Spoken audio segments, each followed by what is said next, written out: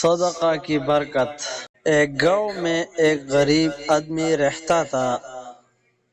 اس کے پاس کھانے کو کچھ نہیں تھا۔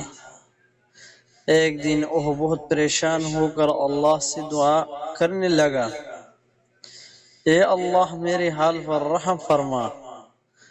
اس دوران ایک نیک دل شخص وہاں سے گزرا۔ اس نے غریب کو دیکھا اور اسے ایک روٹی دے دی۔ غریب نے شکر ادا کیا اور وہ روٹی کھا لی۔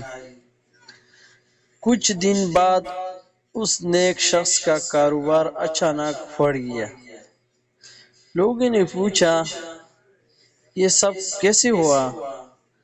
وہ مسکرایا اور کہا، میں نے ایک بھوکے کو کھانا دیا تھا، شاید اللہ نے اسی کا بدلہ دیا ہے۔ سبق: صدقہ کبھی ضائع نہیں جاتا۔ جو بھی اللہ کے راستے میں دیتا ہے اور اللہ اس کی رزق میں برکت عطا فرماتا ہے۔